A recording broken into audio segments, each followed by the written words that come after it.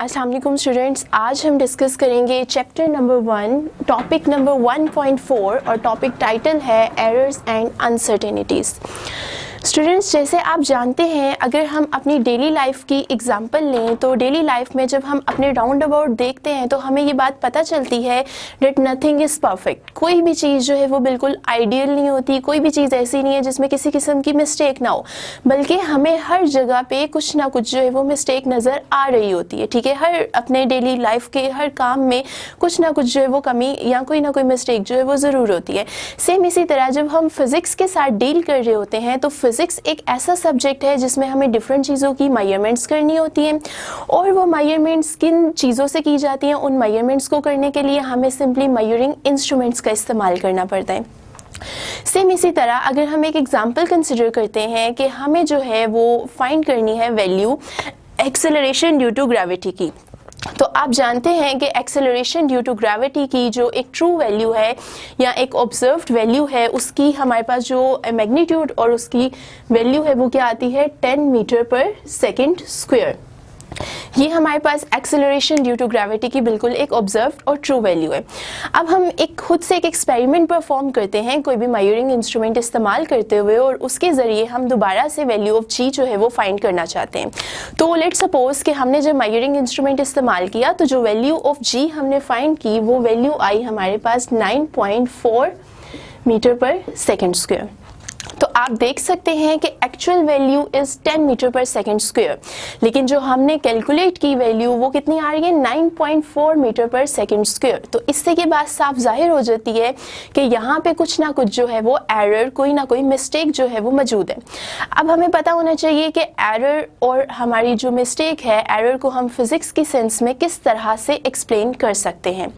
तो एरर क्या होता है? एरर का मतलब है कि हमारी एक्चुअल वैल्यू और हमारी ऑब्जर्व वैल्यू में कितना डिफरेंस जो है वो आ रहा है। ठीक है, तो इसको हम यहाँ लिख लेते हैं, error is equivalent to actual value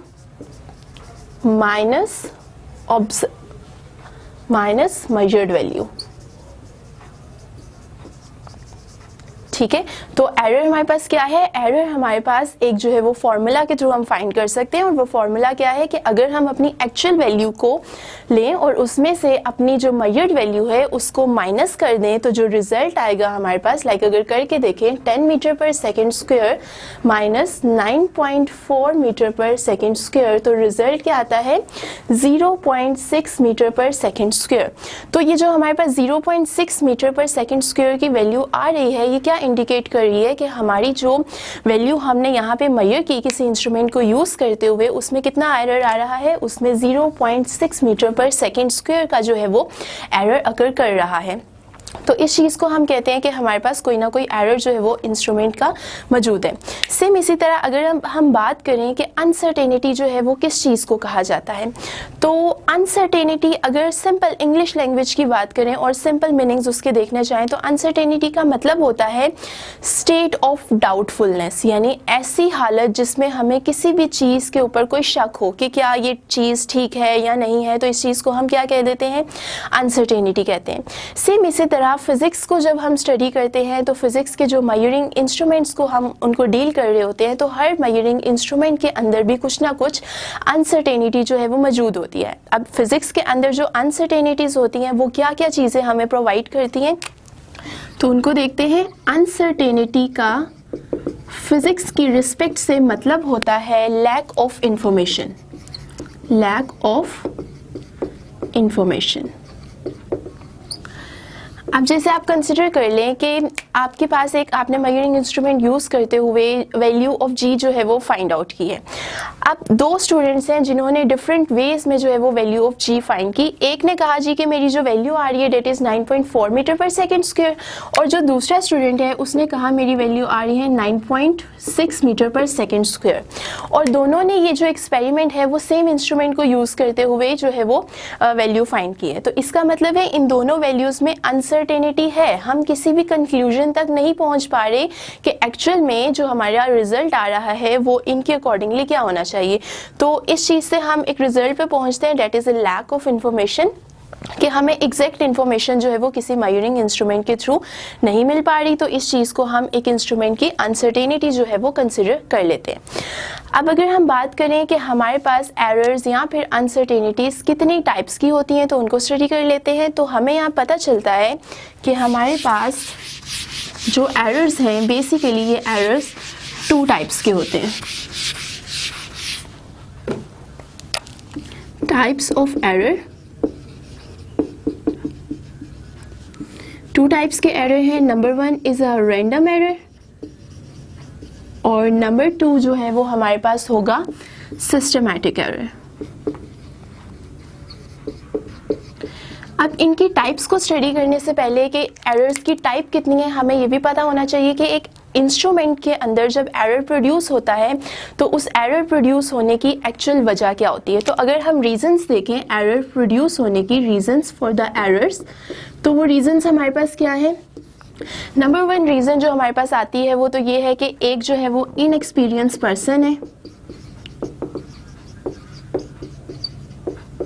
यानी एक ऐसा इंसान जो है वो कोई एक्सपेरिमेंट परफॉर्म कर रहा है जिसे किसी किस्म का एक्सपीरियंस नहीं है, या वो जो इंसान जो एक एक्सपेरिमेंट परफॉर्म कर रहा है वो कोई फॉल्ट कर रहा है उसमें, यानी वो एक एक्सपेरिमेंट परफॉर्म करते हुए कुछ ना कुछ जो है वो गलती कर रहा है।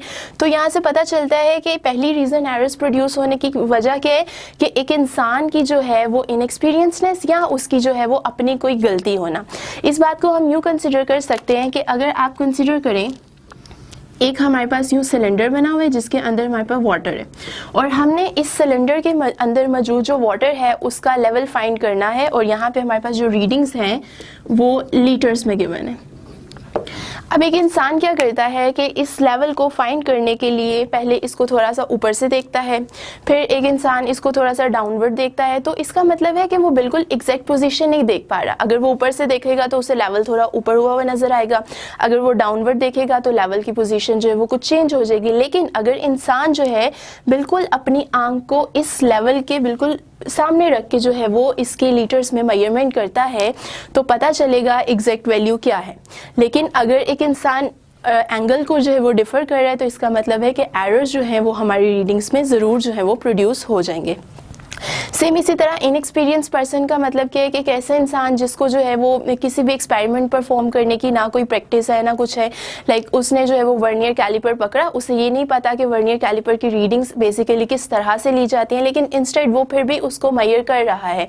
तो इसका मतलब है कि वो एक एक्सपीरियंस पर्सन है और इस वजह से भी जो है वो उसकी रीडिंग्स में एरर प्रोड्यूस हो सकते हैं। सेकेंड जो रीज़न होती है एरर्स प्रोड्यूस होने की हमारे पास वो क्या है, inappropriate method। inappropriate method का मतलब क्या है कि आप जब भी किसी एक्सपेरिमेंट को परफॉर्म करते हैं तो उसका एक प्रॉपर प्रोसीजर होता है। उन प्रोसीजर के स्टेप्स को फॉलो करते हुए एक एक्सपेरिमेंट जो है वो परफॉर्म किया जाता है। लेकिन एक इंसान जिसको पता ही नहीं कि एक एक्सपेरिमेंट किस तरह से परफॉर्म करना है और वो गलत से जो है वो एक्सपेरिमेंट परफॉर्म करता जा रहा है, लाइक उसे एक्सटर्नल डायमीटर फाइंड करना है किसी भी जो है वो बॉल का, तो वो यूज़ कर रहा है वर्नियर कैलिपर को, पर उसे बिल्कुल भी ये आइडिया नहीं है कि किस तरह से वर्नियर कैलिपर के जॉस को क्लोज करना है, किस तरह से जो है वो फिटिंग करनी है। तो ये क्या होगा, ये उसका एक इनअप्रोप्रिएट मेथड है। तो इस तरह से भी एक्सपेरिमेंट्स परफॉर्म करने से बहुत से जो है वो एरर्स प्रोड्यूस हो जाते हैं। थर्ड कैटेगरी का जो हमारे पास एरर आता है वो होता है फॉल्टी अपरेटस।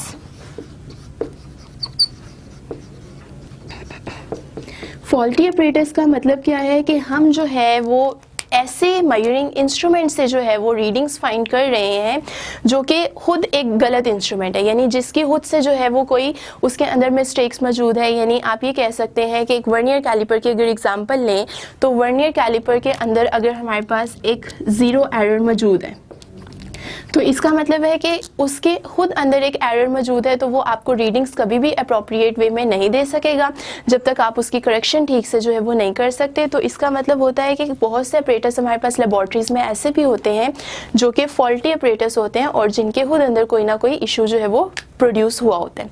अब हम डिस्कस कर लेते हैं अपनी एरर्स की टाइप को। Number 1 is a random error and the number 2 is a systematic error.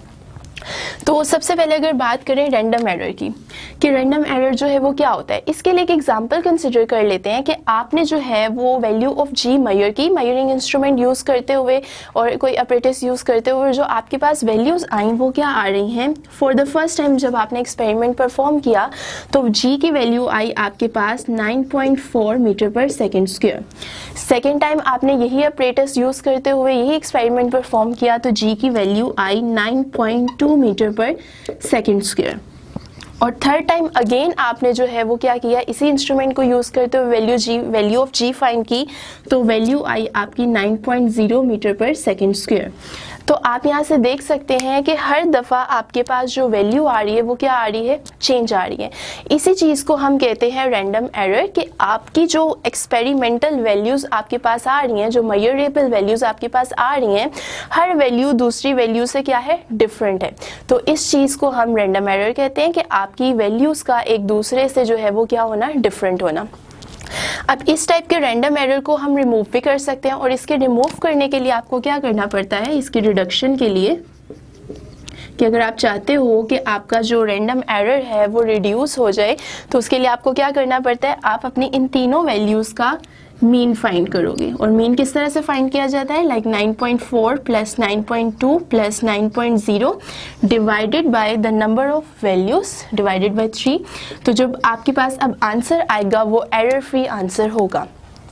Random errors basically जो है वो अननोन रीजंस की वजह से प्रोड्यूस होते हैं, यानी कोई स्पेसिफिक उनके रीजंस नहीं होते कि एक रैंडम एरर क्यों प्रोड्यूस हुआ। वजह उसकी जो है वो हो सकती है, समटाइम्स जो है वो आपके इंस्ट्रूमेंट में कोई मसला होता है, समटाइम्स जो है वो आपके टेम्परेचर इफेक्ट जो है वो एनवायरनमेंट का टेम्परेचर जो है वो इंस्ट्रूमेंट को इफेक्ट कर देता है, और समटाइम्स ये भी पॉसिबल होता है कि एक इंसान जो कि उस एक्सपेरिमेंट को परफॉर्म कर रहा है उसने कोई गलती की है, उसने कोई कोताही की है एक्सपेरिमेंट परफॉर्म करते हुए। अब अगर हम बात करें नेक्स्ट टाइप की, जो कि हमारे पास सिस्टमैटिक एरर है, कि सिस्टमैटिक एरर जो है वो हमारे पास किस टाइप के एरर्स होते हैं। इसके लिए आप ये बात एज्यूम करें कि आपके पास एक वर्नियर कैलिपर है। इस वर्नियर कैलिपर के अंदर अगर कोई ना कोई जो है वो एरर मौजूद है तो इस एरर को हम क्या कहते हैं, इस एरर को हम ज़ीरो एरर कहते हैं।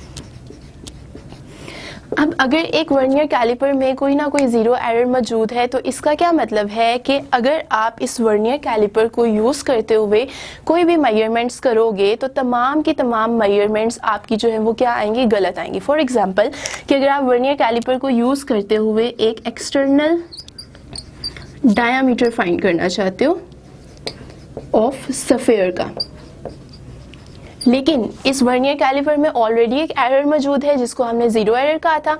तो जैसे ही आप इस वैल्यू को यानी डायमीटर को फाइंड करने की कोशिश करोगे तो उसके लिए जितने भी स्टेप्स आप बनाओगे, जैसे आपको पता है कि ये वैल्यू फाइंड करने के लिए हमें क्या करना पड़ता है, हमें मेन स्केल रीडिंग चेक करनी पड़ती है, हमें वर्नियर स्केल रीडिंग चेक करनी पड़ती है। तो तमाम वैल्यूज़ आपकी क्या आएंगी, गलत आएंगी। क्यों? क्योंकि आपके डिवाइस के अंदर एक जो है वो एरर मौजूद है।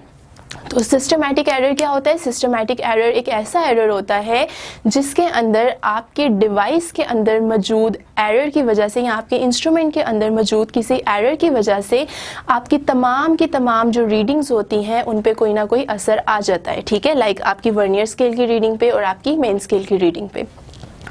अब हम ये देखते हैं कि अगर हमारे पास जो सिस्टमैटिक एरर्स मौजूद हैं वो किस किस वजह से जो है वो बेसिकली प्रोड्यूस हो सकते हैं, यानी उनकी रीजंस क्या है। तो यहाँ देख लेते हैं रीजंस फॉर सिस्टमैटिक एरर, कि हमारे जो सिस्टमैटिक एरर्स हैं वो क्यों प्रोड्यूस होते हैं। सिस्टमैटिक एरर हमेशा आपने ये याद रखना है, ये इंस्ट्रूमेंट की वजह से प्रोड्यूस होने वाले एरर्स होते हैं, यानी इंस्ट्रूमेंट के अंदर कोई मसला होगा, इंस्ट्रूमेंट के अंदर कोई खराबी होगी तो उसकी वजह से आपके पास जो है वो सिस्टमैटिक एरर्स प्रोड्यूस होते हैं। अब किस टाइप के जो है वो आपके पास वजह हो सकती है कि आपके इंस्ट्रूमेंट में क्या क्या खराबी मौजूद है। तो नंबर 1 तो ये है कि अगर आपकी इंस्ट्रूमेंट में ही कोई एरर मौजूद है तो उसकी वजह से आपके पास सिस्टमैटिक एरर मौजूद होगा, like zero error. Zero error अगर किसी भी इंस्ट्रूमेंट में मौजूद है, स्क्रू गेज में या वर्नियर कैलिपर में, तो उसकी वजह से जो आप फाइनल रीडिंग नोट करना चाह रहे हो उसमें भी क्या होगा, एरर होगा, और उसको हम क्या कहेंगे, उसको हम सिस्टमैटिक एरर का नाम दे देते हैं। इसके अलावा poor calibration, calibration of instrument, कि आपके इंस्ट्रूमेंट की जो है वो कैलिब्रेशन अच्छी नहीं है। अब यहाँ हमें पता होना चाहिए कैलिब्रेशन का मतलब क्या होता है। कैलिब्रेशन का मतलब होता है कि आपकी जो है, आप जिस भी इंस्ट्रूमेंट को यूज़ कर रहे हो उसका लीस्ट काउंट कैसा है। फॉर एग्जाम्पल, आप एक जो है वो इंस्ट्रूमेंट यूज़ कर रहे हो, आपके पास दो इंस्ट्रूमेंट है और आप दो इंस्ट्रूमेंट्स को यूज़ करते हुए सेम टाइप की मेजरमेंट्स कर सकते हो। फॉर एग्जांपल, अगर आपको जो है वो अपने इस हेयर की थिकनेस फाइंड करनी है तो सबसे पहले आप ये कहते हो कि जो मैं वर्नियर कैलिपर को यूज़ करता हूँ और इसकी थिकनेस जो है वो फाइंड कर लेता हूँ।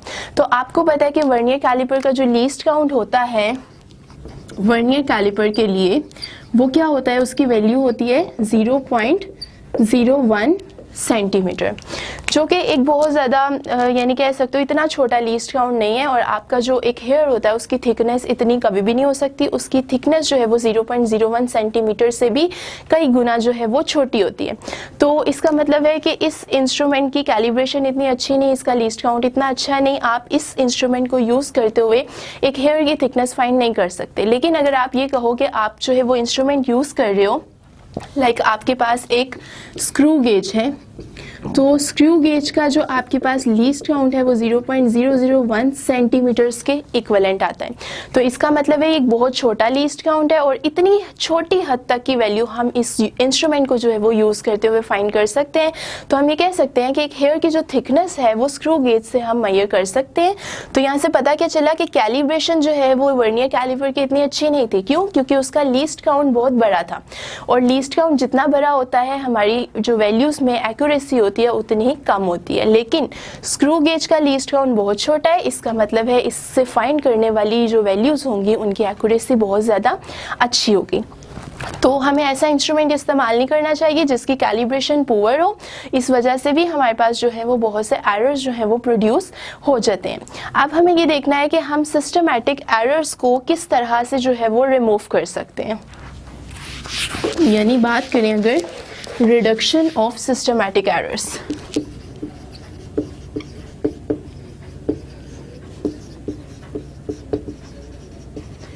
सिस्टमैटिक एरर्स को रिमूव करने के लिए अब हम अगर मेथड की बात करें तो कैसे रिमूव होगा। जैसे मैंने अभी आपको बताया कि सिस्टमैटिक एरर्स बेसिकली एक इंस्ट्रूमेंट की एरर्स की वजह से जो है वो आपके पास प्रोड्यूस होता है, यानी सिस्टम की खराबी या इंस्ट्रूमेंट की खराबी की वजह से प्रोड्यूस होने वाला एरर आपका सिस्टमैटिक एरर होता है। तो अगर आपको जो है वो सिस्टमैटिक एरर्स को रिमूव करना है तो आप क्या कर सकते हो, आप कंपेयर कर सकते हो अपने इंस्ट्रूमेंट को किसी दूसरे इंस्ट्रूमेंट के साथ। ठीक है, compare your instrument with another instrument, तो आपको पता चलेगा कि आप वाकई आपका एरर जो है वो प्रोड्यूस होने की वजह आपका इंस्ट्रूमेंट है या नहीं है। ठीक है, तो सिंपल इसका मेथड क्या है, comparison between your instrument and any other instrument. तो यहाँ पे जो है वो हमने देख लिया कि हमारे पास जो है वो एरर्स और अनसर्टेनिटीज़ क्या होती हैं, एरर्स की टाइप्स क्या होती हैं, और उन एरर्स को जब एरर्स आपके पास किसी इंस्ट्रूमेंट में प्रोड्यूस हो जाते हैं तो उनको हम रिमूव जो है वो किस तरीके से कर सकते हैं।